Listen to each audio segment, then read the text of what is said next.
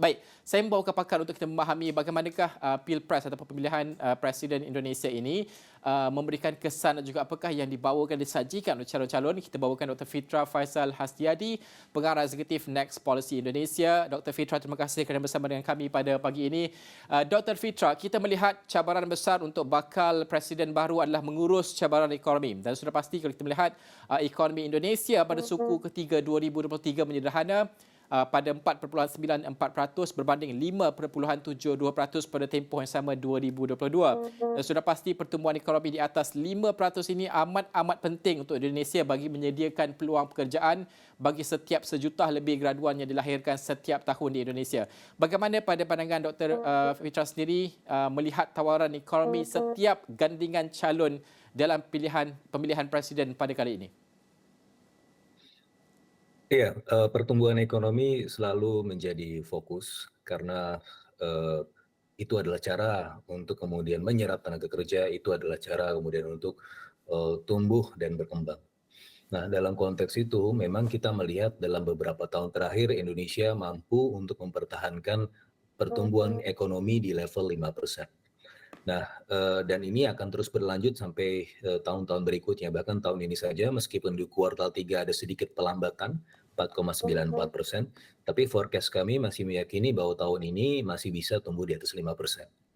Tetapi 5% saja tentu tidak cukup, karena kita punya target di jangka menengah dan panjang, khususnya di tahun 2045, 100 tahun Indonesia merdeka, adalah untuk keluar dari jebakan pendapatan menengah, middle income trap. Nah, oleh karenanya butuh target ekonomi atau pencapaian ekonomi yang di atas Tiga kandidat, kandidat nomor 1 Anies, kandidat nomor 2 Prabowo, dan kandidat nomor 3 Ganjar, itu memiliki target yang memang mendekati 6% atau bahkan di atas 7%. Yang paling tinggi adalah Ganjar, targetnya 7%, sementara Prabowo antara 6-7% dan Anies 5,5-6,5%. Dan itu valid karena berdasarkan hitung-hitungan kami, yang kami tulis dalam buku Globalization, Productivity and Production Network in ASEAN, kalau kita ingin keluar dari jebakan pendapatan menengah, setidak-tidaknya Indonesia butuh tumbuh minimal 6%. Nah, untuk mencapai 6% itu butuh setidak-tidaknya kalau kita melihat dari sisi export growth in manufacturing, setidaknya 9-9,8% per tahun. Dengan ICOR, Incremental Capital Output Ratio, antara 5,12 ya, sampai 5,5 minimal. Padahal sekarang ICOR atau yang kemudian kita sebut sebagai ukuran efisiensi ekonomi Indonesia itu berada di 6,8, artinya sangat tidak efisien. Nah itu tujuannya adalah untuk ditingkatkan nilai efisiensinya, berarti nilai ICOR-nya lebih rendah. Dan oleh karenanya itu butuh sokongan industri. Nah, oleh karena kalau kita lihat kontribusi industri di Indonesia sekarang ini terhadap GDP itu sekitar 19%. Padahal setidaknya kita butuh 25%. Gitu.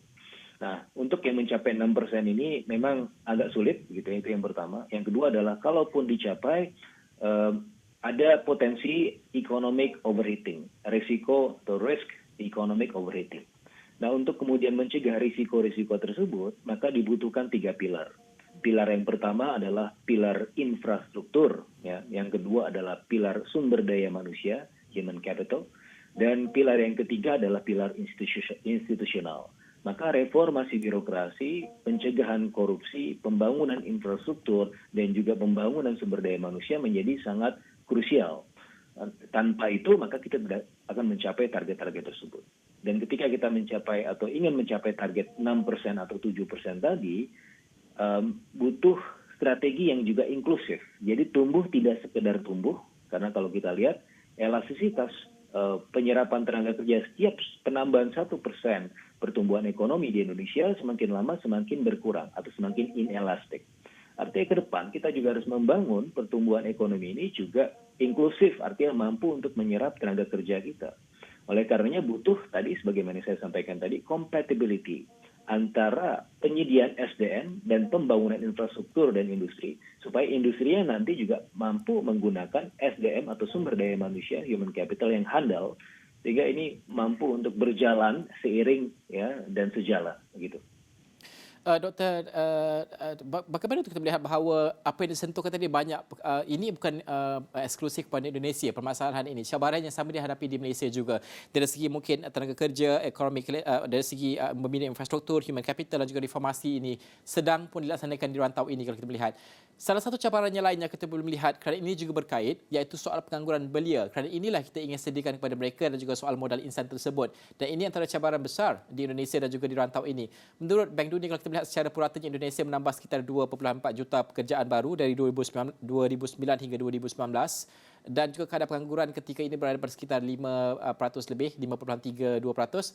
Mungkin kalau kita melihat antara pasangan calon presiden ini, Ganjar dan juga Mahfud, melakukan inisiatif seperti Quick to Get Work dan juga fokus kepada aspek vocational sebagai contoh dan juga berikrar mewujudkan 17 juta peluang pekerjaan. Ini salah satu contoh kepada calon presiden tersebut. Bagaimana untuk kita melihat dan juga membaca janji seperti ini dan juga realiti semasa berdasarkan dengan apa yang Dr. Fitra sebutkan sebentar tadi? Ya, youth unemployment ini menjadi masalah di Indonesia dan juga tentunya menjadi masalah di ASEAN. Padahal kita melihat bahwa ini adalah sebenarnya firepower dari perekonomian Indonesia dan juga kemudian mayoritas negara-negara ASEAN karena kita berada di tingkat demographic bonus. Kita mendapatkan dividen demografi yang sangat besar sekarang, sumber daya manusia luar biasa, tetapi banyak yang tidak kompatibel dengan kebutuhan industri. Dan itulah yang kemudian menyebabkan unemployment dari sisi youth ini. Nah, caranya adalah melakukan intervensi dari sisi hulu. Hulu artinya pendidikan. Kita bicara mengenai education, kita bicara mengenai tadi vocational school yang terintegrasi dengan kebutuhan industri. Untuk kasus Indonesia, vocational school kita atau kemudian politeknik dan juga tingkat-tingkat pendidikan lain yang levelnya praktis itu dibuat sangat sporadis, ya, tidak kemudian sangat terintegrasi dengan kebutuhan industri. Meskipun sekarang ini sudah ada perbaikan di masa Menteri Nadiem Makarim karena dia juga berasal dari private sectors, berasal dari tech companies yang memang melihat bahwa kebutuhan di dunia praktis itu harus kemudian seiring dan sejalan dengan intervensi dari sisi hulu, yaitu dari sisi pendidikan. Sudah ada perbaikan, tapi kita butuh lagi mempush karena jangan sampai demographic dividend yang dialami oleh mayoritas negara-negara ASEAN dan Indonesia di sini juga mengalami itu menjadi demographic katastrofi ketika dia tidak mampu untuk kompatibel dengan kebutuhan industri. Apalagi kita bicara mengenai periode globotics upheaval, ada globalisasi dan robotics di satu sisi. Kemudian ini menghasilkan upheaval, artinya ada potensi job displacement untuk Indonesia saja, ada potensi 20 sampai 30 juta tenaga kerja yang akan terdisplace sampai tahun 2030. Tetapi di sisi yang lain ketika dia compatible, maka perkembangan dari sisi teknologi ini juga dapat menghasilkan 40 juta tenaga kerja baru. Artinya ada peluang dan juga di saat yang bersamaan ada ancaman. Dan itu adalah sebenarnya harus dilakukan intervensinya sejak sekarang, sejak dini. Kalau tidak maka akan hilang kemudian potensi-potensi bonus demografi tersebut. Dr. Fitra, bagaimana kita melihat bahawa realitinya cabaran untuk Indonesia adalah sukar kerana dengan populasi yang begitu besar, dengan negara yang begitu banyak, kompleks ekonominya, ada cabaran yang begitu besar untuk dilaksanakan dan juga bukan mudah untuk melaksanakan perkara tersebut. Kalau kita melihat antara contoh yang ingin dilaksanakan ataupun salah seorang calon yang membawa perkara tersebut, Anies Baswedan, yang mencadangkan kesenjangan ekonomi ini, jurang ekonomi ini, the gap, disebabkan oleh sifat dominan industri tertentu khususnya seperti sektor peleburan menurut beliau. Bagaimana cabaran untuk mengubah fokus ini kepada sektor baharu yang bernilai tambah tinggi supaya trickle down effect-nya itu wujud? Maksud satu dasar itu memberikan kesan yang besar kepada lebih ramai populasi dan sebagainya. Adakah ini cabarannya besar untuk setiap calon presiden? Ya, ini merupakan sebuah tantangan atau cabaran yang sangat signifikan buat semuanya. Tapi di sisi yang lain kita juga harus melihat apa yang bisa kita capai di jangka pendek, apa yang kita bisa capai di jangka menengah. Untuk saat ini di jangka pendek memang mining sectors itu yang kategorinya low hanging fruits, karena itu dia gampang kemudian untuk dikelola dalam konteks downstreaming sehingga kemudian menghasilkan nilai tambah yang cukup signifikan. Tetapi di sisi yang lain tantangannya adalah ketika terlalu fokus pada mining sectors, dia pertumbuhannya tidak inklusif karena yang pertama capital intensive, tingkat serapan tenaga kerjanya juga cukup terbatas. Yang kedua adalah memiliki risiko-risiko yang akan mengancam lingkungan. Jadi kalau dalam konteks sustainability atau green economy ini cukup mengancam.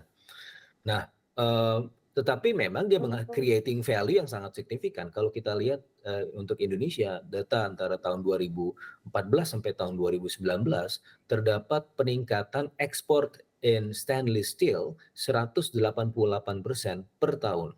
Dan ini merupakan capaian yang sangat signifikan. Dan tadi saya sampaikan bahwa untuk mencapai target pertumbuhan ekonomi minimal 6%, ekspor kita untuk di Indonesia minimal 9 sampai 9,8%. Dari satu sektor mining saja kita dapat menghasilkan turunan ya, produk turunan stainless steel dari nikel itu sekitar 188%. Ini akan menjadi low hanging fruits, tapi tidak menjadi satu-satunya. This won't be a single undertaking. Karena kita tidak hanya berbicara nantinya downstreaming, tapi kita juga bicara mengenai comprehensive industrialization. Berarti dari upstream ke downstreamnya. Nah, apa yang dilakukan sekarang ini timpang. Dan kemudian kalau kita bicara mengenai entitas yang termasuk di dalamnya dalam konteks portofolio investor, itu juga masih terkonsentrasi pada satu atau dua saja. Nah, oleh karenanya perlu diversifikasi dalam konteks trade partners dan juga investment partners, juga butuh kemudian comprehensive strategy yang kemudian melingkupi dari upstream ke downstream, tidak hanya fokus ke downstreaming, yang mana ini juga kemudian menghasilkan ketimpangan-ketimpangan. Nah, artinya nantinya ke depan kita tidak hanya juga fokus ke mining sectors, tapi juga masuk ke dalam hal ini untuk konteks Indonesia, agriculture sectors. Ya. Ketika meningkatkan nilai tambah atau downstreaming dan juga industrialization di agriculture, maka kita Indonesia akan mendapatkan dua hal. Yang pertama adalah nilai tambah dari industrinya. Yang kedua adalah inclusive growth, karena di sini adalah tenaga kerja paling banyak di sektor pertanian. Yang kedua adalah orang miskin paling banyak juga di sektor pertanian. Sehingga ketika mampu membangkitkan sektor pertanian, maka kita sedikit banyak mampu untuk menjawab dua tantangan tadi. Tantangan dari value dari produknya, dan kemudian tantangan dari kesejahteraan masyarakat Indonesia pada umumnya.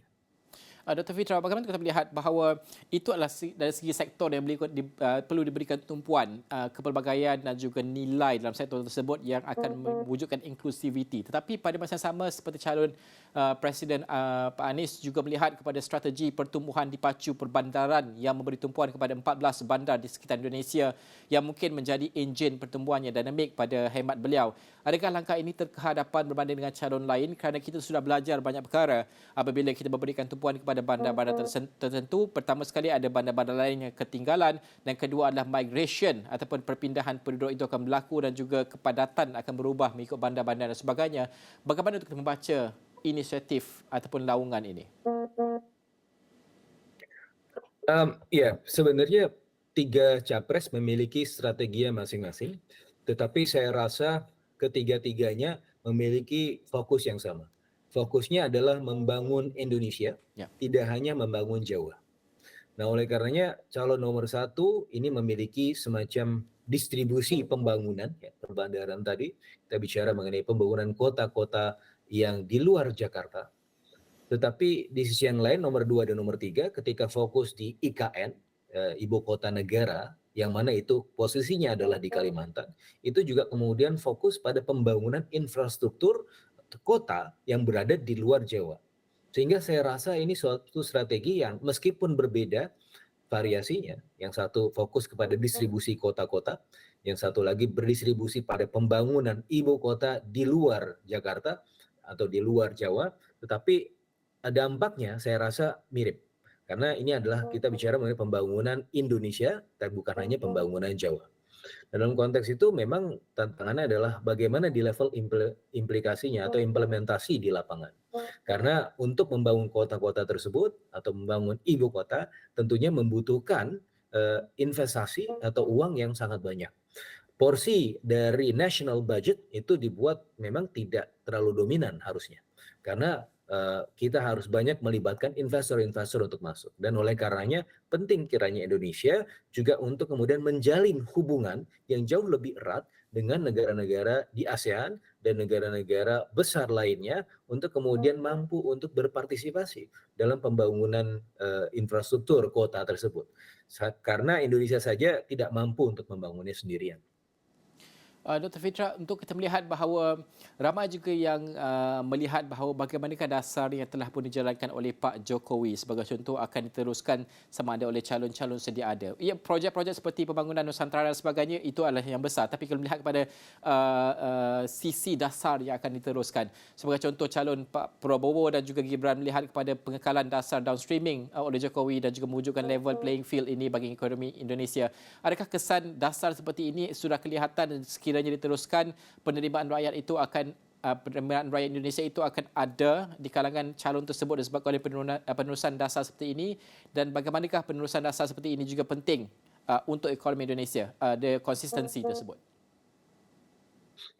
Ya, dalam konteks apa yang sedang sekarang dilakukan, downstreaming di level mining sectors, di sektor mining, ini memang sudah ada hasilnya.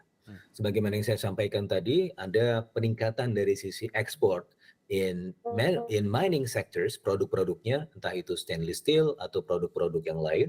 Dan juga kalau kita lihat dari sisi pencapaian trade surplus sudah 43 kali berturut-turut kita surplus ya semenjak di era pandemi.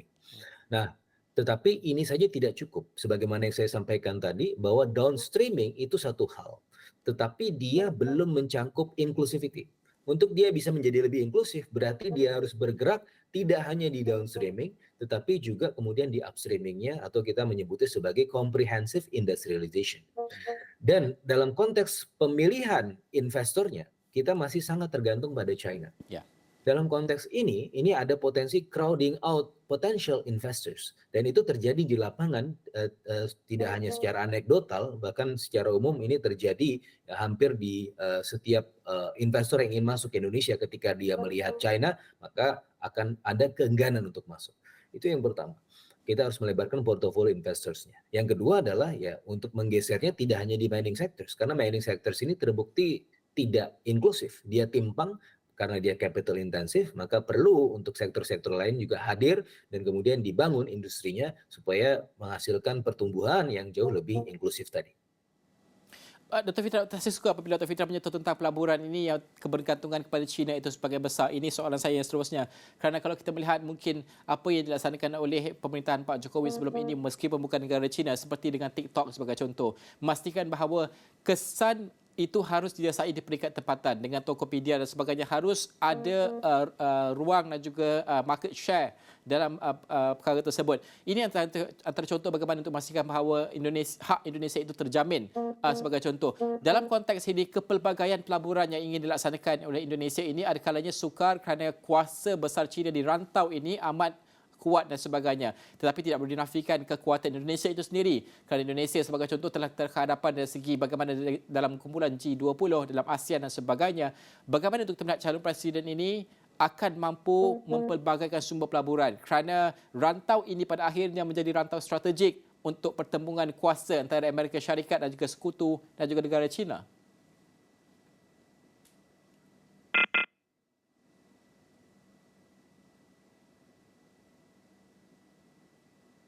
Okey, kita akan cuba dapatkan Dr. Fitra sebentar saja lagi kalau kita masih ada cubaan tersebut. Okey, terputus talian tersebut. InsyaAllah kita akan cuba dapatkan Dr. Fitra. Tapi ini adalah diskusi yang cukup menarik kerana kita melihat bahawa bagaimana calon-calon ini